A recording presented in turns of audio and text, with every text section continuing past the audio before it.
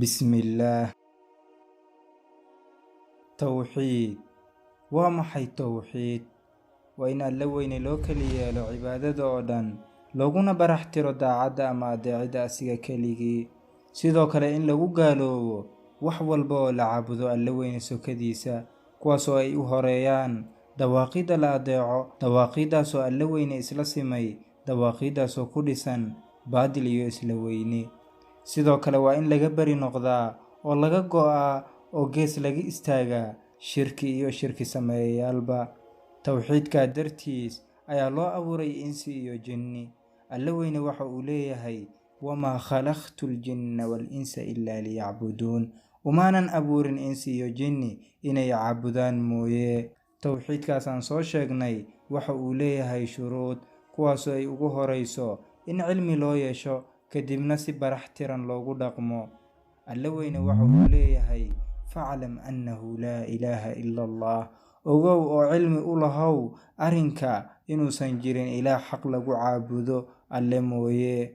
sidoo kale alla weyne waxa uu yidhi wamaa umiruu ilaa liyacbudu allaha mukhlisiina lahu ddiin, lama amrin ilaa waxaa la amray inay alla weyne caabudaan xaal ay yihiin kuwa u baraxtiraya alla weyne cibaadada.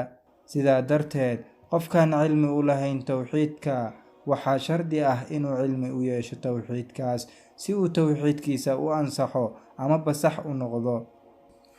balse haddii uusan cilmi u lahayn tawxiidka uu qiray, waxaa cad inuusan tawxiidkiisa weli saxmin oo ay wax ka dhiman yihiin.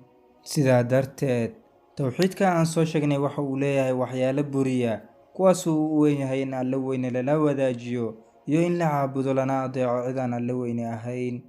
alla weyne waxa uu leeyahay lain ashrakta layaxbatanna camaluka walatakuunanna min alkhaasiriin, haddii aad wadaajin xagga cibaadada samayso waxaa buraya ama baaba'aya dhammaan camalkaaga oo dhan, waxaadna ka mid noqonaysaa kuwa khasaaray. sidaa darteed haddii aad tawxiidkaas aan soo sheegnay qaadato kadibna aad shuruudihiisa la timaado balse ay meesha soo gasho wadaaj, waxaa halkaa ka baxaya tawxiidkii aad soo qirtay, mana ansaxayo tawxiidkaas ilaa aad wadaajintaas ka baxdo. tawxiidka aan soo sheegnay ma ahan mid ku kooban keliya carabka ayadoon qalbiga laga rumaynayn aanan looga camalfalayn xibnaha, ee waa in uga hadlid dhanka carabka, ku camalfal xagga xibnaha iyo ka rumayd xagga niyadda iyo qalbiga sida ijmaaca ah. sidaa awgeed ninkii tawxiidkaas aan ka qirin saddexdaas mid ka mid ah amaba qayb ka mid ah ka qira qaybna ka taga, waxa uu noqonayaa mid tawxiidkiisa dhiman yahay oo u baahan inuu ka wada qiraa dhammaan intaas aan soo sheegnay. haddii kale tawxiidkiisa ayaa wax ka dhiman oo saas sax kuma aha ilaa uu carabka, xibnaha iyo qalbiga ka qiraa. tawxiidkaas aan soo sheegnay ma banaana in loogu cudurdaaro qofka aanan kasayn tawxiidkaas, oo in la yiraahdo qofkan waxa uu jaahil ka yahay tawxiidka lamana gaalaysiin karo ilaa loo cudurdaaro marka hore, taasina ma ahan mid daliil leh. alla weyne waxa uu leeyahay fariiqan hadaa wa fariiqan xaqa calayhim adalaala innahum ittakhaduu shayaatiina awliyaaa min duuni illaah wayaxsabuuna annahum muhtaduun. qayb waa ay hanuuneen, qaybna waxaa ku dhowowday korkooda baadida, maxaa yeelay ayaga waxay weli ama xigto ka dhigteen shayaadiinta alla weyne sokadiisa, kadibna waxay isku haystaan inay hanuunsan yihiin. oo maadaama ay baadiyoobeen haddana ay isu haysteen inay hanuunsan yihiin, lama oran ha loo cudurdaaro oo waa jaahiliine, ee waxaaba lagu tilmaamay baadi iyo lunsanaan.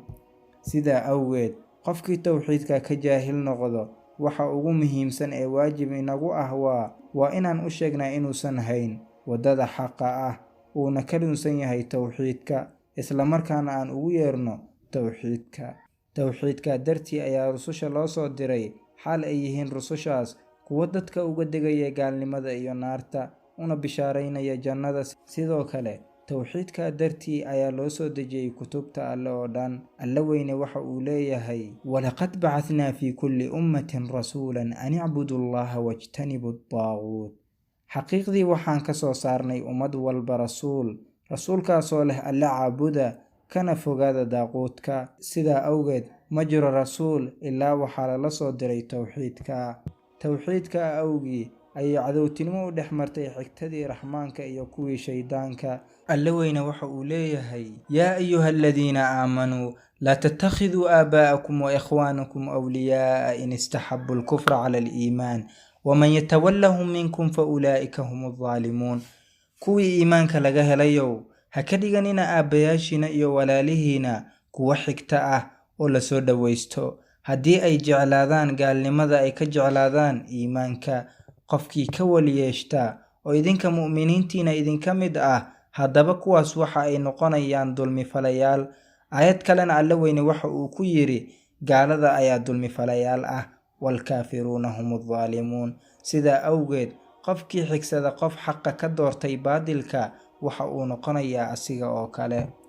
haddaba xaqiijinta tawxiidka ayaa lagu gaarayaa amni iyo sugnaan. alle weyne waxa uu leeyahay: fa ayu lfariiqayni axaqu bilamni in kuntum taclamuun aladiina aamanuu walam yalbisuu iimaanahum bidulmin ulaa'ika lahum alamnu wahum muhtaduun.